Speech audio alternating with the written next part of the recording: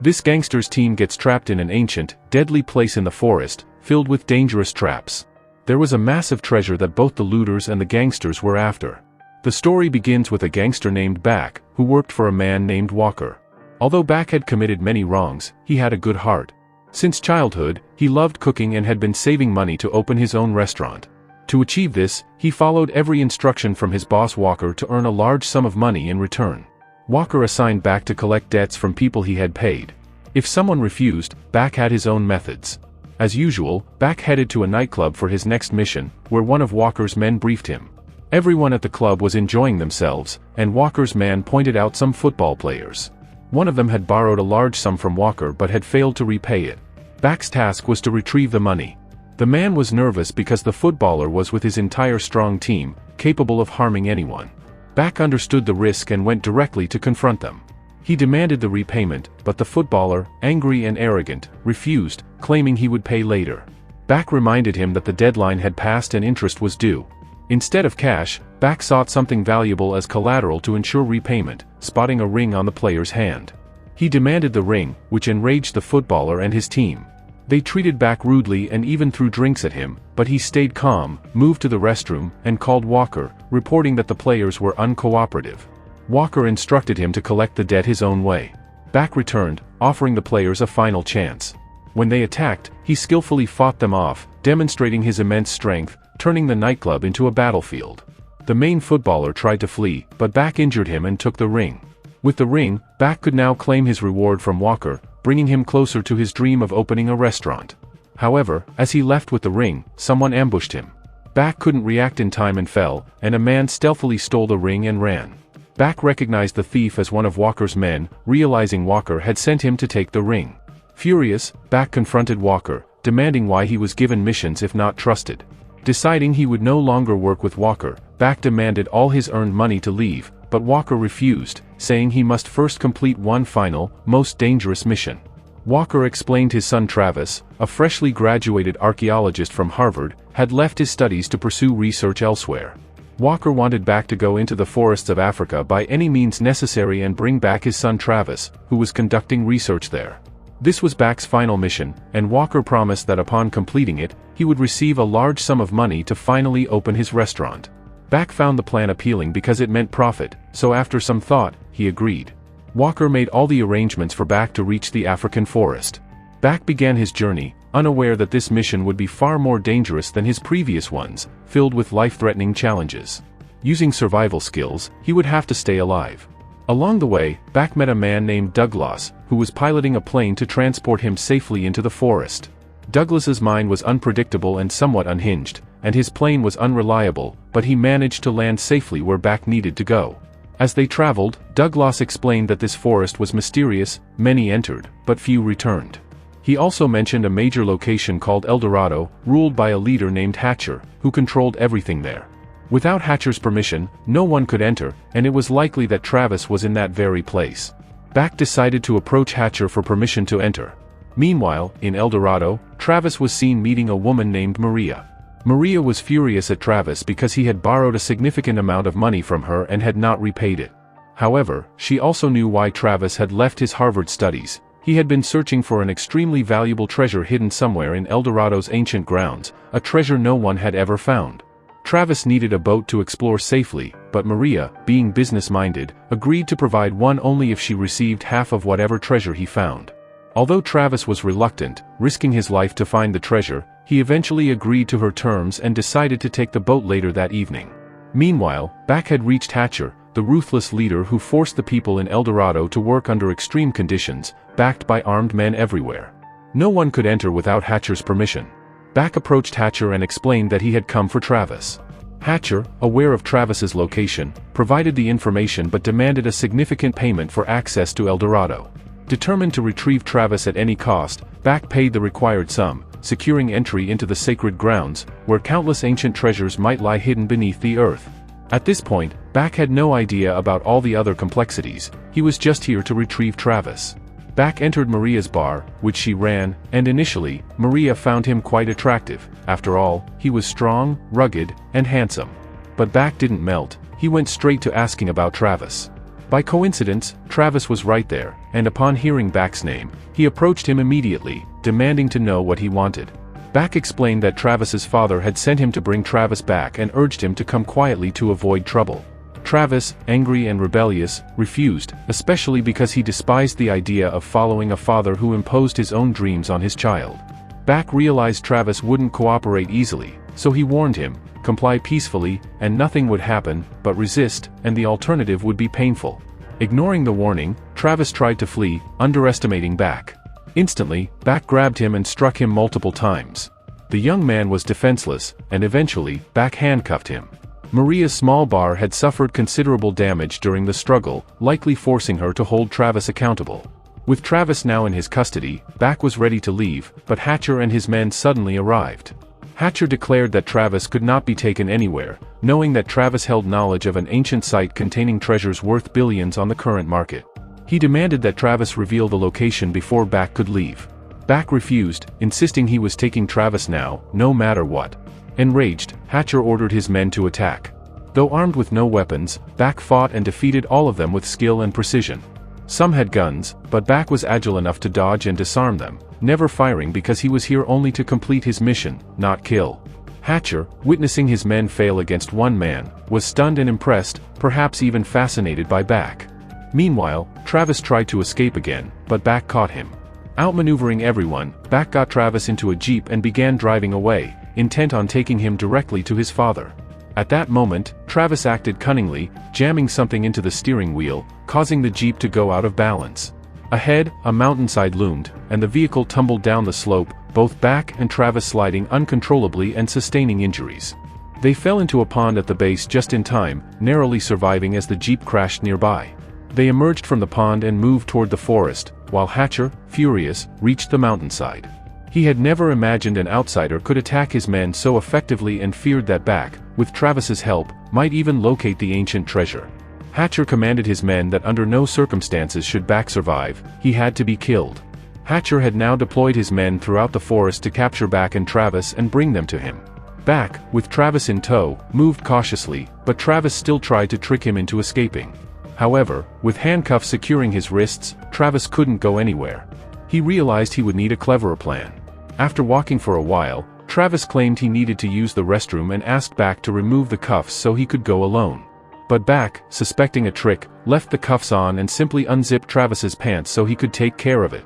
During this process, Back remained unaware, and as he moved ahead, his foot got caught in a trap, causing him to dangle upside down. Travis was pleased by the turn of events, and soon he too got trapped in the same net, leaving both of them hanging upside down, unsure how to escape. The survival technique here was simple: carry as little weight as possible, remove shoes, socks, and extra clothing, and try to dislodge yourself like a pendulum until you can grab a secure surface with your hands. Once you have a hold, you can straighten yourself and free the rope, or use your feet to manipulate the knot. While Back and Travis struggled, the most dangerous complication arose. Wild monkeys surrounded them, harassing them like a chaotic game. To make matters worse, armed men appeared, aiming their weapons at Back and Travis, putting their lives in extreme danger. These people belonged to a group opposing Hatcher, determined to end his tyranny, and they would do anything to succeed. The group captured Back and Travis and took them to their base for questioning. Back didn't understand the language of the tribe, but Travis, who had lived there for years, knew everything. To protect them, Travis lied, claiming that Back worked for Hatcher and had come to attack the tribe. Hearing this, the tribe grew furious and wanted to kill Back immediately. Travis explained that Back only wanted to fight them, not harm them. Meanwhile, Back watched in confusion as multiple warriors charged at him.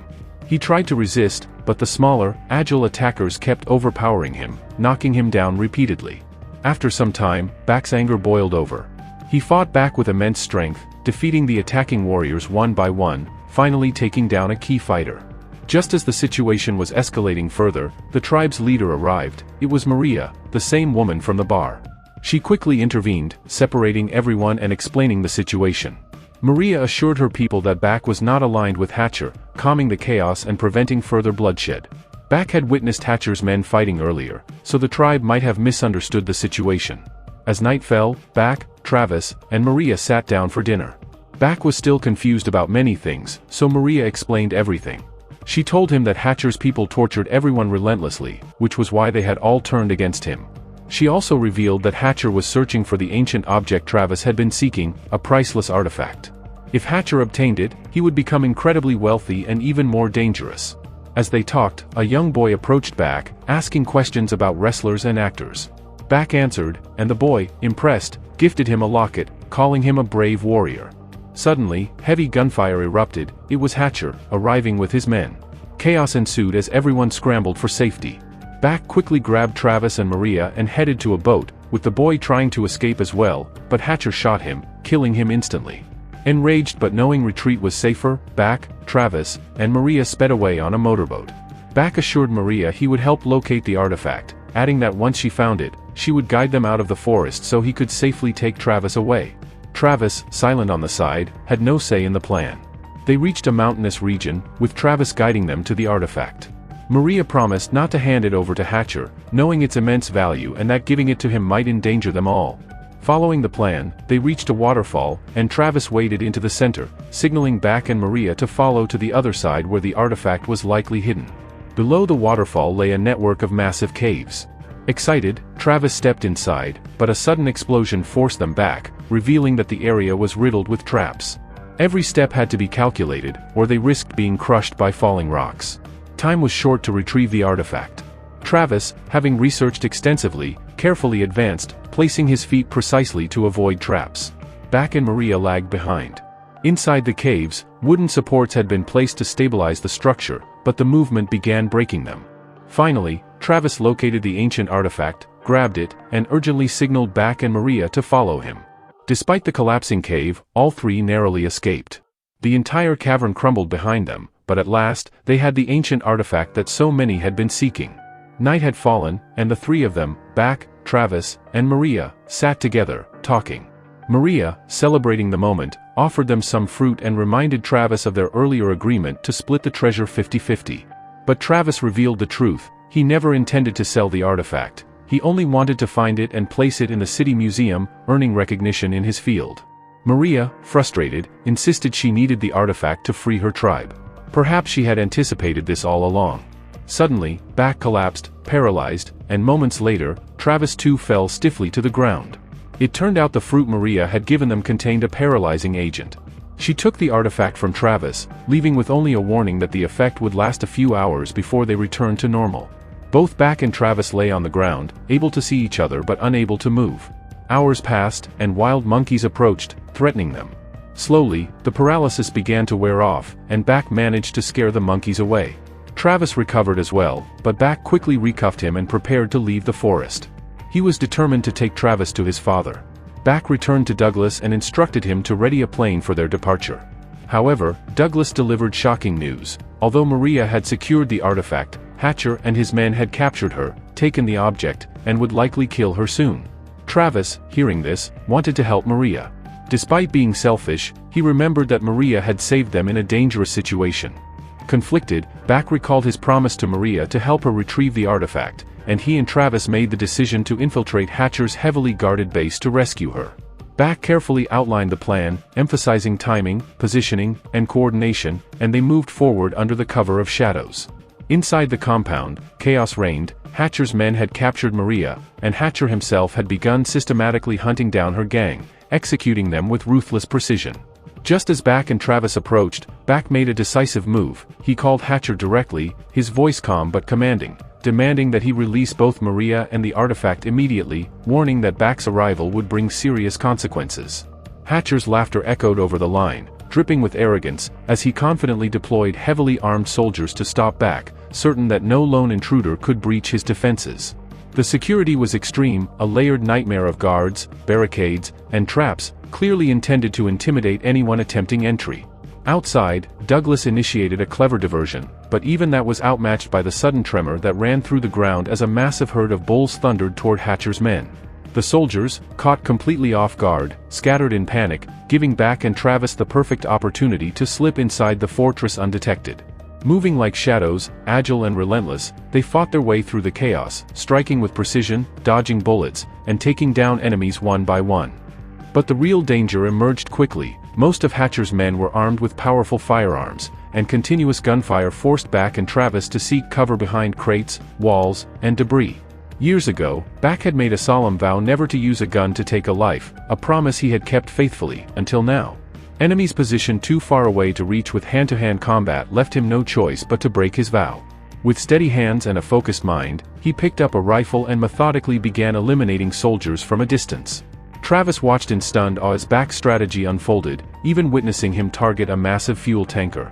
The resulting explosion sent fire and smoke roaring into the sky, collapsing parts of Hatcher's hideouts and throwing his forces into disarray. Bak advanced with terrifying efficiency, neutralizing any enemy who dared approach. The compound trembled under the chaos, walls shaking and barricades toppling. Every soldier that fell brought them closer to their goal, and Bak's combination of raw power, tactical skill, and sheer courage left Hatcher's forces reeling. Travis struggled to keep up, but he knew they were witnessing a master at work.